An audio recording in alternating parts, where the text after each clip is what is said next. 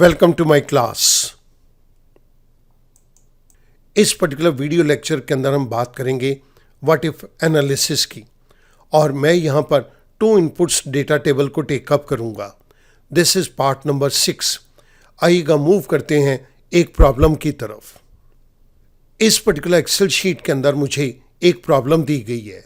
Calculate the future value of deposits for a period of 10 years where the rate of interest is 6% per annum and the initial deposit is rupees 5,000. Prepare to input data table if deposit amount varies between 7,000 to 17,000. And second, the rate of interest also varies between 5% to 10%. यहाँ पर आप देख सकते हैं कि annual deposit amount 7,000 to 17,000 के अंदर very कर रहा है, और यहाँ पर हमें रेट ऑफ इंटरेस्ट 5% से 10% की रेंज के अंदर दिया गया है। अब मैं ऊपर दी गई प्रॉब्लम के बेस के ऊपर कुछ फैक्ट्स को यहाँ पर फिलअप करूँगा। रेट ऑफ इंटरेस्ट के केस के अंदर हमें ये रेट 6% दिया गया है।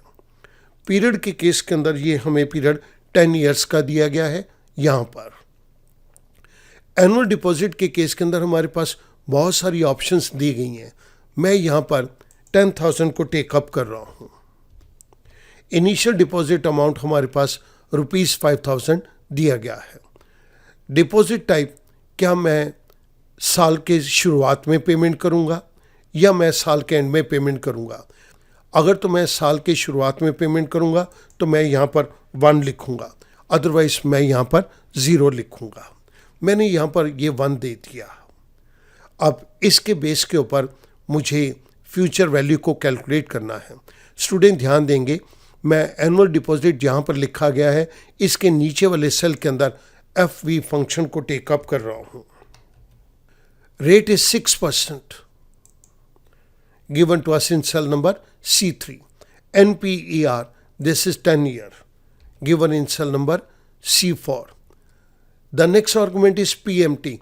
This PMT is an outflow, सो मैं यहाँ पर माइनस का सिंबल दे रहा हूँ, C5. The next argument is PV, present value. क्योंकि ये अमाउंट भी हमने दे दिया है, सो मैं इसको भी कैश आउटफ्लो की कैटेगरी के अंदर लेके यहाँ पर माइनस का सिंबल दे रहा हूँ। ये मैंने PV के ऊपर क्लिक कर दिया।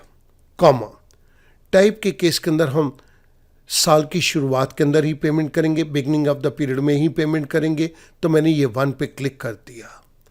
आई क्लोज पेरेंथेसिस। जैसे ही मैंने एंटर प्रेस किया, मेरे पास एक अमाउंट एनुअल डिपॉजिट का इन फैक्ट्स के ऊपर कैलकुलेट होके आ गया। This is 1,48,671 rupees. हमने जिस पर्टिकुलर फंक्शन को यहाँ पे यूज़ किया है, मैं FV के उसी फंक्शन को आपकी रेफरेंस के लिए नीचे पेस्ट करके दे रहा हूँ। यहाँ पर मेरे पास एनुअल डिपॉजिट कैलकुलेट होके आ गया। अब मैं इस FV फंक्शन की मदद से पूरी की पूरी डेटा टेबल को पॉपुलेट करना चाहता हूँ with varied amount of annual deposit and rate of interest. इसके लिए मैं पूरी टेबल को सिलेक्ट करता हूँ। I go to data tab. Data tab के अंदर I go to what if analysis. What if analysis में मैंने डेटा टेबल पे क्लिक किया तो मेरे पास एक डेटा टेबल का छोटा सा डायलॉग बॉक्स आ गया, जिसके अंदर मुझे 2 इनपुट्स को फिल करना है। The first is row input cell and the second is column input cell. Row input cell के अंदर मैं यहाँ पर रेट ऑफ इंटरेस्ट के सेल को दे रहा हूँ C3, और कॉलम इनपुट सेल के अंदर मैं एनुअल डिपॉजिट के अमाउंट को दे रहा हूँ, which is given to us in cell number C5।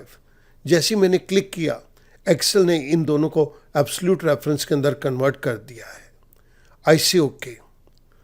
जैसे मैंने ओके पे क्लिक किया, मेरे पास ये पूरी टेबल पॉपुलेट होके आ गई। स्टूडेंट, आप नोट करेंगे, डेटा टेबल एक बहुत ही पावरफुल टूल है।